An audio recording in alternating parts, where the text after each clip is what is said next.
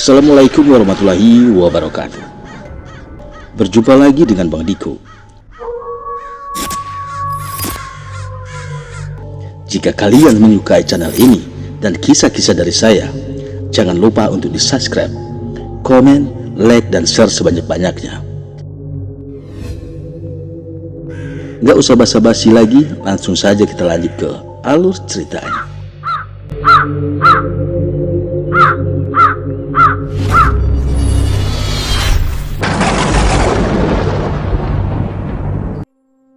Penghuni rumah kosong bab 13. Posisi perempuan itu yang membelakangi membuat Lucy tidak dapat mengenalinya.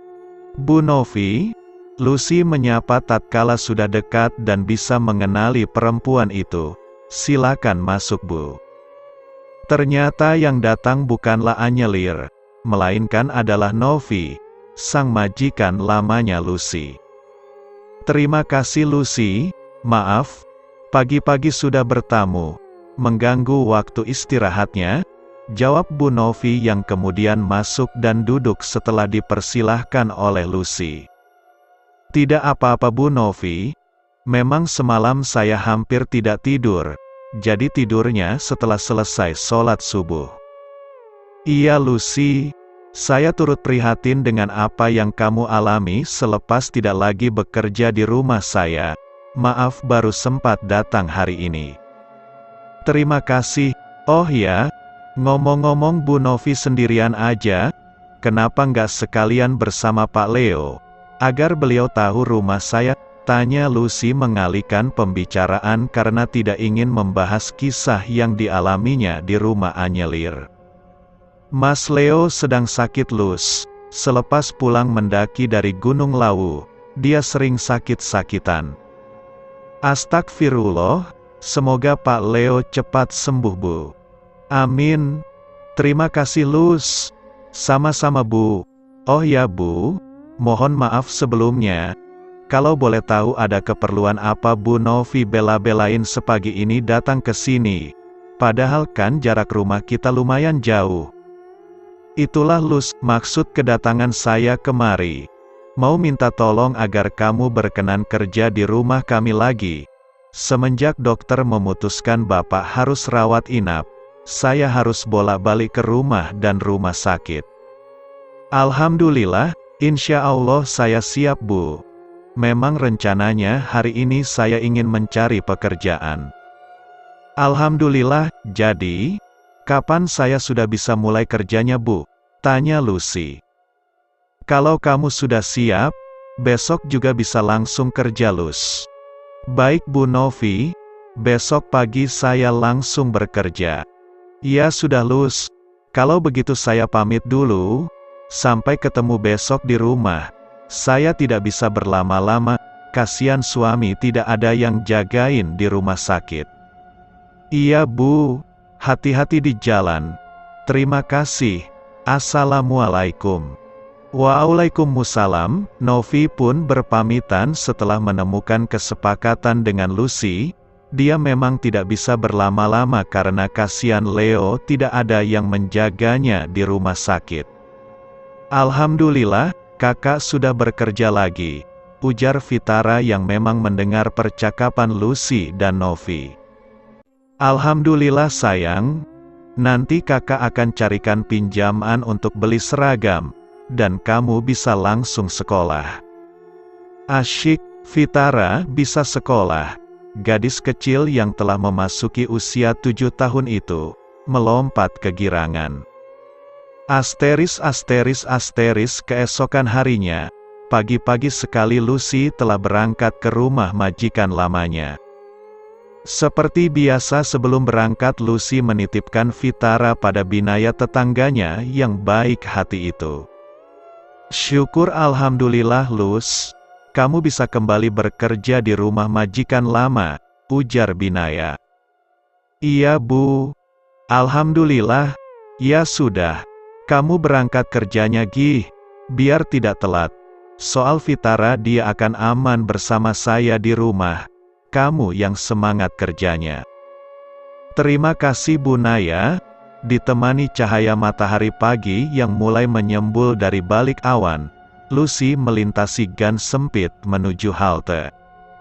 Setelah melakukan perjalanan naik bis beberapa puluh menit, akhirnya Lucy tiba di rumah Novi, sang majikan lamanya. Hal pertama dilihat saat sampai di rumah sang majikan lamanya itu, semua ruangan yang berantakan, bahkan rumah mewah itu nampak seperti tidak terawat. Dua orang anak Novi yang masih kecil, memang selalu membuat rumah selalu terlihat kotor dan berantakan. Gegas saja Lucy segera melakukan kewajibannya, namun ketika sedang berjibaku membersihkan rumah, Novi menghampirinya. "Lucy, bisa tidak kalau kali ini kamu ke rumah sakit dulu? Antar pesanan Bapak, dan sampaikan padanya saya datang agak siang hari ini, soalnya nunggu tamu dulu," ujar Novi. "Baik Bu," jawab Lucy. Pagi itu, Lucy pergi ke rumah sakit menggantikan posisi Novi menjaga Leo. Sesampainya di rumah sakit terlihat Leo terkulai lemah di atas ranjang pasien. Dia hanya bisa menyapa Lucy dengan pergerakan mata tatkala mengetahui yang datang adalah Lucy, sang asisten rumah tangga lamanya. Melihat kondisi Leo yang tak dapat berbuat apa-apa itu, Lucy merasa kasihan. Apalagi mengingat kebaikan sang majikan prianya ini yang tidak pernah menganggapnya sebagai pembantu. Seketika tersirat dalam pikiran Lucy ingin menolongnya, bahkan dia juga merasa seolah ada yang membimbing tangannya mengambil sebotol air mineral di dalam kemasan 80 ml yang berada tidak jauh dari posisi Leo. Lucy lalu menuangkan air mineral di dalam botol itu di telapak tangannya, dan diusapkannya ke tubuh Leo, seperti kedua kaki, tangan dan bagian wajah majikannya itu. Dia melakukan hal yang sama sebanyak 3 kali berturut-turut. Dalam seketika saat Lucy telah selesai dengan aktivitasnya, Leo yang tadi sudah tidak bisa bicara karena lidahnya memendek, tiba-tiba secara tak sengaja menyebut nama Lucy. Dia melakukannya begitu baik, bahkan terbilang dengan suara lantang dan fasih. Sungguh keajaiban, sang majikannya bukan hanya bisa berbicara saja, dia juga bisa menggerakkan kaki dan tangannya dengan lancar, walau masih terbilang lemah. "Ya Tuhan, lihat Lucy, saya bisa sembuh berkat bantuanmu. Terima kasih Tuhan, Engkau telah mendengar doa hamba-Mu. Saya bisa sembuh melalui tangan-Mu Lucy. Terima kasih Lucy, kamu sudah membawa keajaiban." Betapa bahagianya hati Leo, berkali-kali dia sujud syukur di lantai rumah sakit itu. Subhanallah, tiada yang mustahil jika Allah menghendaki Pak. Saya hanya perantara saja. Selebihnya adalah kehendak yang maha kuasa. Lucy sebenarnya bingung, dia juga tidak pernah menyangka Leo bisa sembuh secepat itu. Seperti mimpi baginya bisa menyembuhkan orang sakit hanya dengan sentuhan tangan saja. Sementara itu di rumah, Novi terkejut tatkala menerima panggilan telepon yang tertera di layar adalah nama suaminya. Ini pasti Lucy. Tapi mengapa dia menelpon pakai ponsel suami saya? Benak Novi. Halo. Walau masih dalam bingung dia menerima panggilan telepon itu. "Bu, ini Bapak sembuh berkat bantuan Lucy." "Pak, ini beneran Bapak kan?" tanya Novi yang seakan tidak percaya mendengar kabar itu. "Iya Bu, Bapak bahkan bisa berjalan. Alhamdulillah, Bapak tunggu di sana, Ibu dan anak-anak akan segera ke rumah sakit sekarang." "Iya Bu, hati-hati di jalan." Panggilan telepon suami istri itu pun terputus. Dengan wajah penuh kebahagiaan, Novi mengajak kedua anaknya segera menuju rumah sakit. Ini mukjizat Pak Leo, ujar Dr. Jasman setelah memeriksa kembali kondisi Leo. Alhamdulillah, Dok. Subhanallah, Allah telah memperlihatkan kebesarannya Pak Leo. Iya Dok, ini semua berkat bantuan Lucy, ujar Leo pada Dr. Jasman. Dr. Jasman membuka kaca matanya saat melihat Lucy. Kamu anaknya Wira dan Kartika? Tanya Dr. Jasman pada Lucy. Iya, tapi bagaimana dokter mengetahui nama kedua orang tua saya? Lucy, ayahmu adalah saudara sepupu saya. Waktu mendapatkan kabar tentang kepergian Wira dan Kartika orang tuamu, Uwak tengah menyelesaikan kurikulum pendidikan kedokteran di Singapura. Namun saat kembali ke Indonesia, tidak ada orang yang mengetahui keberadaan kalian. Seketika Lucy teringat saat berusia 4 tahun, bersama kedua orang tuanya dia ikut bertamu ke rumah seorang dokter, yang kata ayahnya adalah saudara sepupunya. Iya, sekarang saya ingat, Dr. Jasman yang sudah tidak kuasa lagi menahan air matanya, memeluk sang keponakan yang sudah sangat lama dicari keberadaannya itu. Jadi, iya Pak Leo, Lucy ini adalah keponakan yang sudah sangat lama saya cari keberadaannya, potong Dr. Jasman. Lucy juga senang ternyata dia masih memiliki saudara dari ayahnya, yang selama ini Lucy pikir hanyalah Vitara dan tetangga baik Binaya sajalah saudaranya. Tidak beberapa lama setelah itu Novi dan kedua anaknya datang ke rumah sakit. Bapak, panggil Novi sembari menghampiri Leo yang masih duduk di atas ranjang pasien sehabis diperiksa Dr. Jasman. Bagaimana bisa Pak? Ini adalah mukjizat dari Yang Maha Kuasa. Berkat bantuan Lucy, Bapak bisa sembuh seperti sedia kala Bu, ujar Leo yang perlahan bangkit dari atas ranjang pasien, kemudian menghampiri Novi. Karena Lucy, maksudnya, tanya Novi yang masih bingung.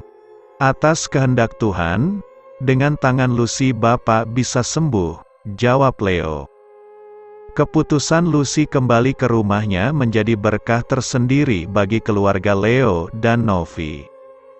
Lucy, saya tidak pernah menyangka kalau kamu ternyata bisa mengobati orang sakit. Semenjak kejadian itu, kabar Lucy yang bisa menyembuhkan orang sakit stroke, menyebar ke antero jagat raya. Banyak orang-orang ternama, pejabat, bahkan orang kaya, berhasil disembuhkannya. Perlahan kehidupannya secara finansial pun berubah. Lucy yang dulu kesulitan hanya untuk memberi seragam sekolah Vitara, sekarang malah menjadi donatur para asrama panti asuhan. Dia juga setiap bulannya memberi sedekah kepada anak yatim piatu. Semua itu telah mengubah kehidupan Lucy. Dia juga mulai dihargai di desanya. 1 tahun kemudian, Broto. 3 hari lagi malam 1 Suro, saya mendapatkan firasat peristiwa besar akan terjadi, sedangkan seseorang yang memiliki khodam pendamping berasal dari gunung belum kita temukan. Lantas apa yang harus kita lakukan Emak? Tanya Broto pada Emak Ejot. Pergilah ke rumah Lucy, Broto. Bilang padanya tentang masalah ini. Takut nanti dia melupakan tugas terakhirnya. Baik Emak, saya akan ke rumah Lucy. Lantas siapa yang memiliki khodam pendamping dari gunung itu Pak Broto? Tanya Lucy saat Broto tiba di rumahnya. Itulah yang tidak kita ketahui Lus. Emak Ejot juga mengkhawatirkannya. Dia juga takut nanti saat malam 1 Suro tiba, orang seperti itu belum kita temukan, sedangkan waktu kita tinggal 3 hari lagi. Saya tahu orangnya, sambung Leo yang kebetulan sedang berada di rumah Lucy.